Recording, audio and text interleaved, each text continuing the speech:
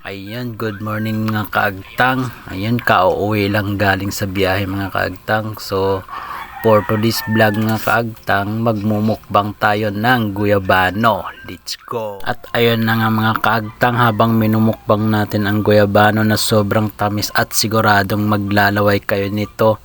Pakinggan din natin kung ano ang mga benepisyo nito sa ating katawan. Ang guyabano ay kilala dahil sa bunga nitong masabaw at paboritong kainin ng mga Pilipino. Ito ay may balat na kulay berde at may tusok-tusok, habang ang laman naman nito ay maputi at masabaw. Ang dahon ay kadalasang pinapakuluan at pinapainom sa may sakit. Maaari din itong dikdikin at ipantapal sa ilang kondisyon sa katawan.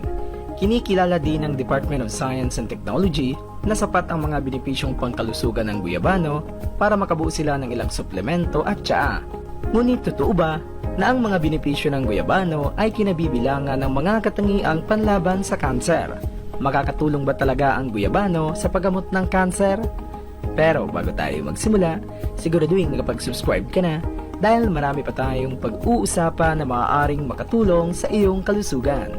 Sa isang balita noong 2013 na inilabas ng Department of Science and Technology, sinabi nila na ang guyabano ay puno ng carbohydrates, dietary fiber, vitamin B1, vitamin B2 at vitamin C. Nabanggit din nila na ang prutas ay mayaman sa flavonoids, phytochemicals na may potensyal na pigilan ang paglaki ng mga virus at allergens. Kapansin-pansin ang mga flavonoid ay maaaring magkaroon ng kakayahang pigilan ang mga carcinogens na maaaring mag-trigger ng cancer. Narito ang siyentipikong pag-aaral tungkol sa guyabano laban sa cancer. Una, ito ay maaaring magkaroon ng cytotoxic effect sa cancer. Ang pagkakaroon ng mga cytotoxic effect ay nangangahulugan na ang isang bagay ay maaaring pumatay ng mga cell. Ang chemotherapy at radiotherapy halimbawa ay itinuturing na mga cytotoxic na therapy sa cancer. Sa isang pag-aaral, natuklasan ng mga mananaliksik na ang guyabano ay may potent cytotoxicity laban sa cervical helicancer cells. Pangalawa, ang guyabano ay mayaman sa acetogenins potent na isang anti-cancerous agents. Isang ulat ang nagpatunay na ang guyabano ay naglalaman ng mataas na antas ng acetogenins na kanilang ibinukod sa mga buto, dahon, balat, ugat at prutas. Ang acetogenins ay mga makapangyarihang inhibitor ng nicotinamide adenine dinucleotide phosphate oxidase na nakapaloob sa cancer cell membrane. Pangatlo, ang mga sangkap sa guyabano ay maaaring magdulot ng apoptosis o pagkamatay ng cell. Ang apoptosis ay ang nakaprogram na pagkamatay ng mga selula. Kapag may humadlang sa apoptosis, patuloy na nabubuhay ang mga selula at ito ay maaaring humantong sa cancer. Ngayon, ipinapakita ng mga pag-aaral na ang mga benepisyo ng guyabano ay kinabibilangan ng induction ng apoptosis sa ilang cancer cells. Ang mga katas ng dahon at prutas ng guyabano halimbawa ay nag-udyok ng apoptosis sa mga selula ng cancer sa suso. Nagdulot din ito ng apoptosis sa colorectal, leukemia, cervical hila at mga selula ng cancer sa baga. Pang-apat, ang guyabano ay may anti-proliferative properties. Kapag ang isang tao ay may cancer, karaniwang nangangahulugan iyon na mayroon silang kapansanan sa proseso ng cell cycle kung saan ang mga selula ay dumadami ng hindi makontrol na nagreresulta sa paglaganap ng tumor. Ipinakikita ng mga pag-aaral na ang mga benepisyo ng guyabano ay kinabibilangan ng mga anti-proliferative properties laban sa mga selula ng cancer sa prostate ng tao. Maaari pa nga itong makatulong na sumpuin ang pagdami ng mga selula ng cancer sa colorectal, breast cancer at lung cancer. Panglima, ang guyabano ay may mga sangkap na nagpapalakas ng kalusugan. Kapag mayroon kang cancer, ang pagpapalakas ng iyong kalusugan ay dapat maging isang prioridad. Ipinaliwanag ng isang ulat na ang guyabano ay may antioxidant, antihypertensive, antiparasitic at pangalis ng pamamaga. Narito pa ang ibang mga sakit na maaaring magamot ng guyabano. Number 1, pamamanas ng paa. Maaaring ipantapal o ipanghugas ang pinaglagaan ng dahon ng guyabano upang mapahupa ang pamamanas ng paa. Number 2, sugat.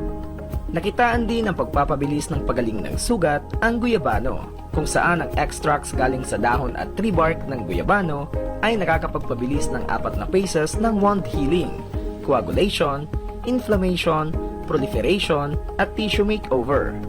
Number 3, Rayuma. Mabisa para sa pananakit ng mga kasukasuan ang pagpapahid ng langis mula sa dahon ng guyabano at hilaw na bunga nito. Number 4, Pagtatae. Ang hilaw na bunga ng guyabano ay maaaring gamitin para sa kondisyon ng pagtatae at maaari din gamitin ang katas ng hinog na bunga ng guyabano. Number 5, Diabetes. Makakatulong para sa sakit na diabetes ang pinaglagaan ng ugat, balat ng kahoy at dahon ng guyabano. Number 6, Sipon. Ang matinding pagturon ng sipon ay maaari namang malunasan ng pag-inom sa pinaglagaan ng dahon ng guyabano at maaari din gamitin ang bulaklak para sa kaparehong epekto. Bukod sa sustansyang na idudulot ito sa ating katawan, ginagamit din ito sa panggagamot bilang herbal medicine sa iba't ibang bansa.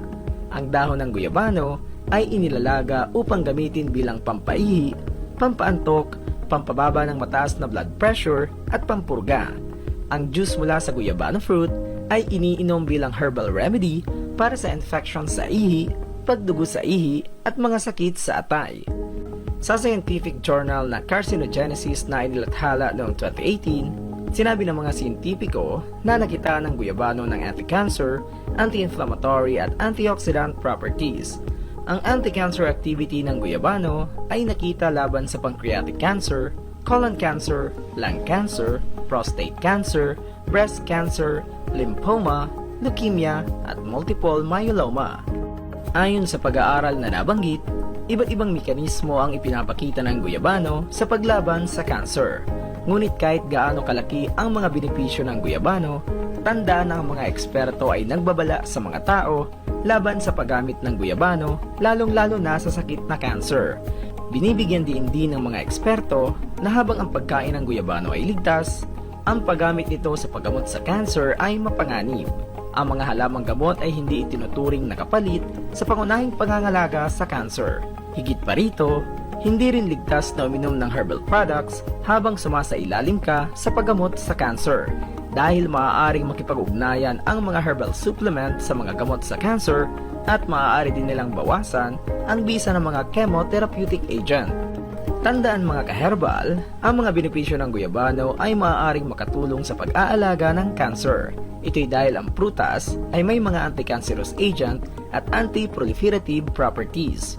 Bukod dito, maaari itong mapalakas ang kalusugan, maglaman ng mga cytotoxic na katangian laban sa cancer, at magdulot ng pagkamatay ng selula ng cancer.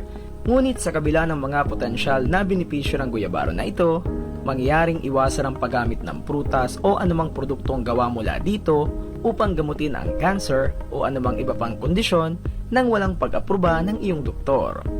Isulong po natin ang kahalagaan ng herbal at natural medicine. Ingatan po natin ang ating mga sarili. I-share po natin ang impormasyong ito para sa kaalaman ng ating mga kaibigan at mahal sa buhay.